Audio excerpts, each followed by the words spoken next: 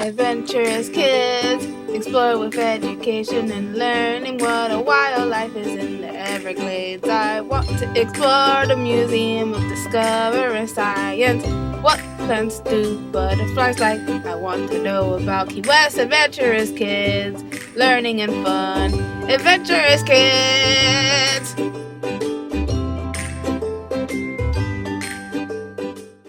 Today I'm going to tell you about Ellis Island. Ellis Island is an island near New York City. It was used for immigrants coming from other countries to the United States. It is one of the 3 islands in New York City. It is located in the upper New York Bay, less than half a mile north of Liberty Island, the home of the Statue of Liberty. The island was nicknamed the Island of Hope for many immigrants coming to America to find a better life.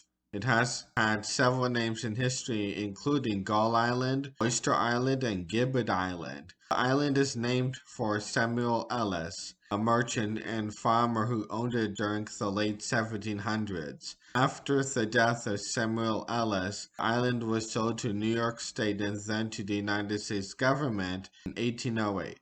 The first immigration station in the United States of America was built and established on Ellis Island in 1890 under the tenure of former President Benjamin Harrison. The first station opened on January 1, 1892. About 35 buildings were constructed on the island at this time, doubling the size of the island. The first immigrant to arrive was 15-year-old Annie Moore from Ireland. Annie had come to America with her 2 younger brothers to reunite with her parents, who were already in the country. Today, there is a statue of Annie on the island. Through Ellis Island, an estimated 1.5 million immigrants were processed during its first 5 years before a fire believed to be caused by faulty wiring burned the building to ashes on June 15, 1897. A competition was held in 1987 for the design and construction of a new fireproof station. Edward Lippincott Helen and William A. Boring designed the new station in French Renaissance Revival style. It was built with red brick and limestone trims. Its largest building is now seen as a symbol of American immigration.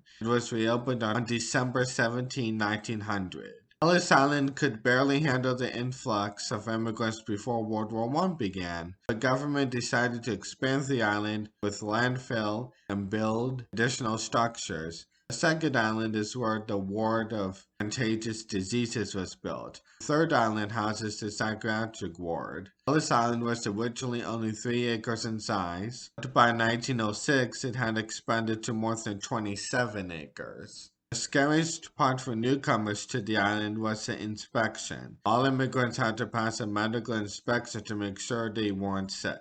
Those with visible health problems or diseases were sent home or held in the island's hospital facilities for long periods of time. Then they were interviewed by inspectors who would determine if they could support themselves in America. They also had to prove they had some money and after 1917 that they could read. The people that passed on the test were usually done with inspections in 3 to 5 hours. However, those that couldn't pass were sent home. Sometimes children were separated from their parents or one parent was sent home. For this reason, the island also had the nickname the Island of Tears. Over 12 million people were processed through Ellis Island between 1892 and 1924. After 1924, the inspections were done before people got on the boat and inspectors on Ellis Island just checked their papers. Around another 2.3 million people came to the island between 1924 and 1954. It is believed that approximately 40% of all U.S. citizens today can trace an ancestor to Ellis Island. In 1924, Congress passed a law that made it harder to immigrate to the United States. Those who did come passed to other places. Ellis Island mainly held people who were having immigration problems. In 1954, the center on Ellis Island closed. In 1965, Ellis Island is taken over by the National Park Service. In 1976, the island became a tourist center. The island is badly run down. The National Park Service began major repairs of the island's buildings in the 1980s. In the 1990s, the Immigration Center reopened as a museum.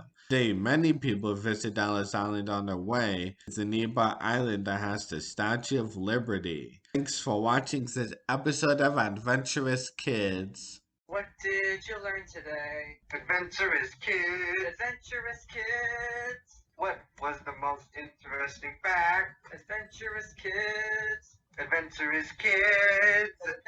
Adventure.